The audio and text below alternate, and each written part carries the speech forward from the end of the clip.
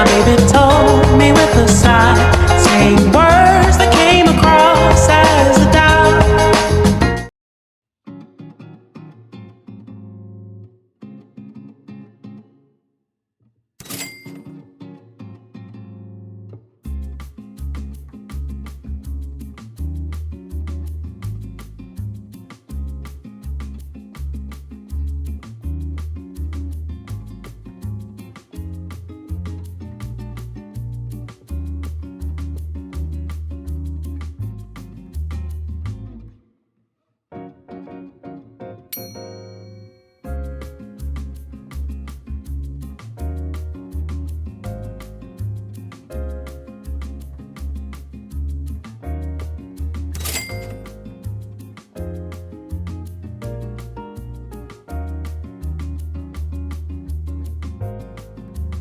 Oke teman-teman, jadi kita sudah sampai di Museum Seni Rupa dan Keramik.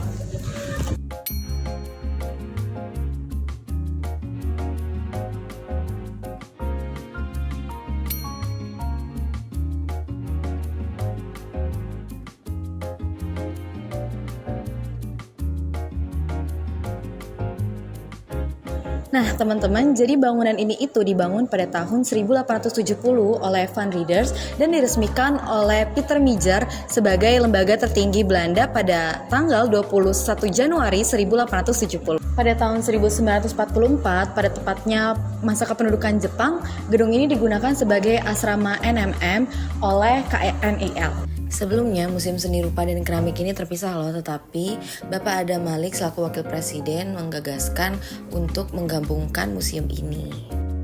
Pada masa kedaulatan Republik Indonesia, gedung ini dialihkan sebagai gudang logistik oleh TNI. Ini merupakan alat-alat yang digunakan oleh pelukis.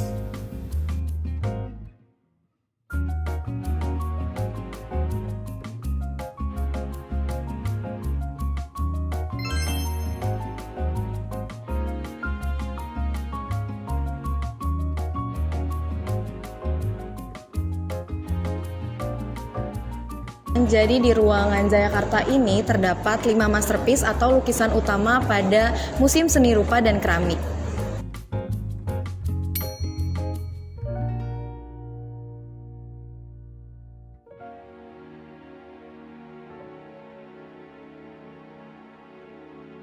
Oke teman-teman, selanjutnya kita bakal masuk ke ruangan koleksi lukisan.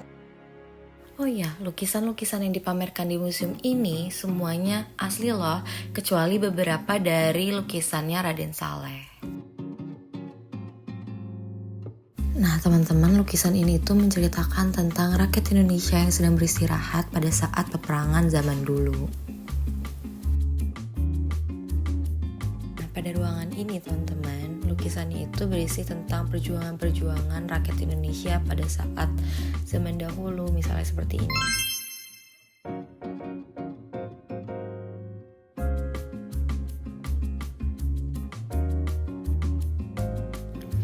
Di sini bisa kita lihat gambar ini menggambarkan rakyat Indonesia yang sedang kerja paksa di mana harus membuat jalan anyar Panarukan.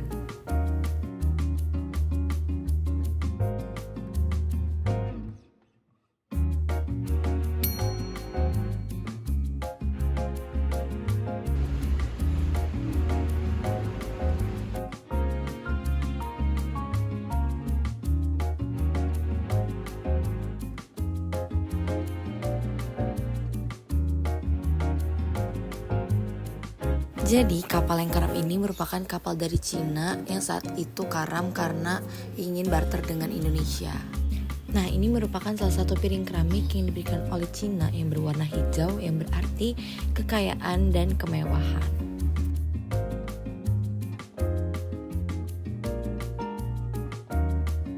Dan ini merupakan alat filter air yang digunakan pada saat kekurangan air bersih. Pada ruangan ini itu terdapat lapik. Lapik merupakan alat untuk menaruh abu untuk orang-orang yang sudah meninggal.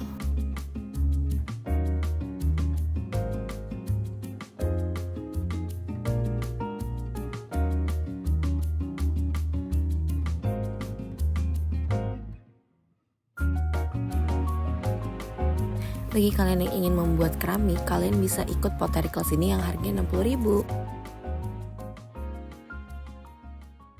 Baik, selamat pagi Bapak. Perkenalkan, saya Syarifah Zahra Mantofani dari Universitas Negeri Jakarta, Fakultas Ilmu Sosial Usaha Perjalanan Wisata. Hari ini izinkan saya untuk mewawancarai. Sebelum itu, bolehkah Bapak perkenalkan diri Bapak terlebih dahulu? Saya Ahmad Ali, bekerja sebagai kurator di Museum Seni Rupa dan Keramik. Tupoksi hari-hari kerja sebagai edukator ya, pemandu museum, juga ditunjuk sebagai mentor pembimbing untuk mahasiswa magang dan PKL, juga untuk pustakawan, membuat narasi-narasi karena memang fungsi sebagai orang kurator kan mengkurasi koleksi. Ya, saya baru join sebagai kurator ini baru beberapa tahun, tapi sudah jadi bekerja di museum cukup lama. Pak, izinkan saya untuk mewawancarai Bapak.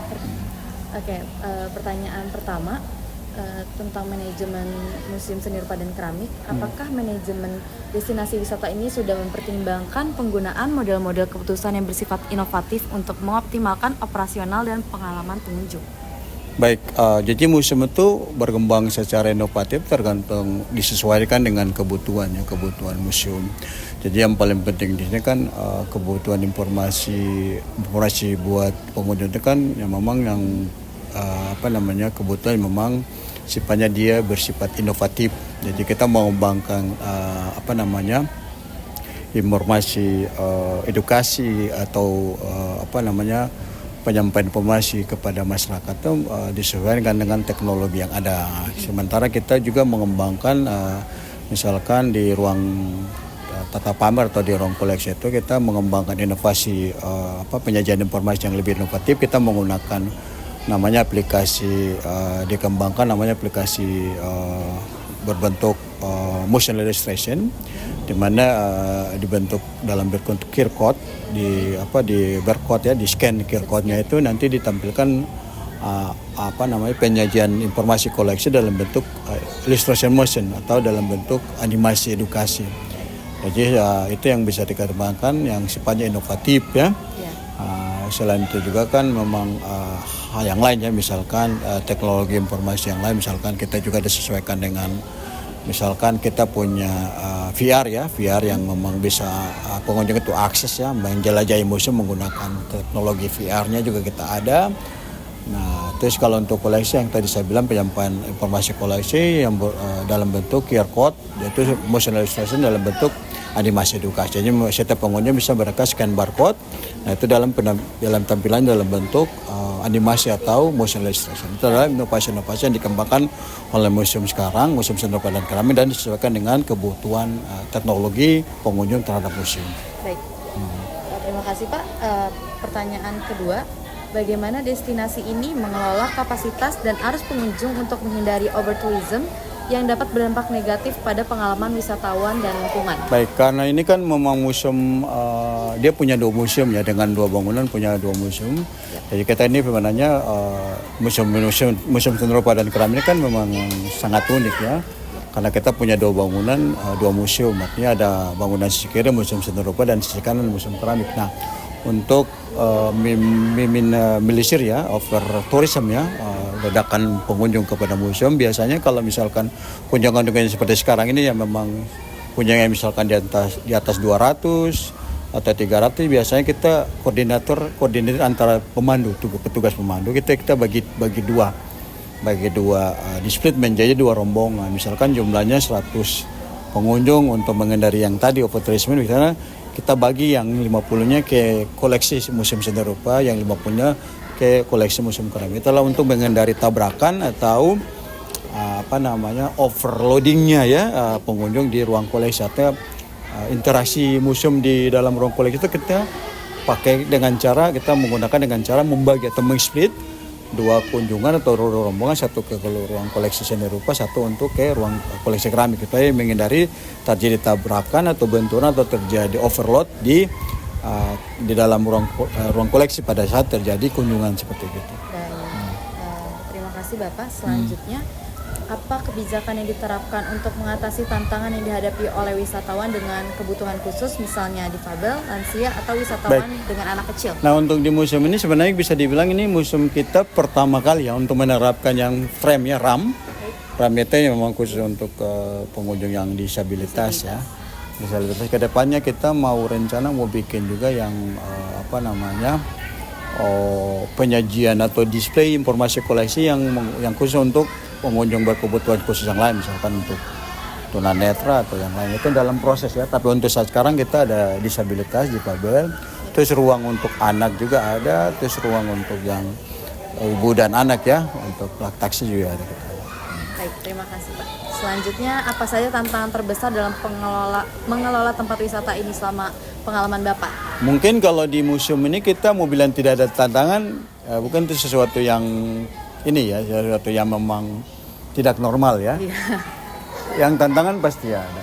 Tantangan itu mungkin seperti gini. Tantangan mungkin di museum di Indonesia, museum yang di Jakarta mungkin belum ada yang memang media informasi yang khusus buat untuk pengunjung yang berkebutuhan khusus untuk tunawicara.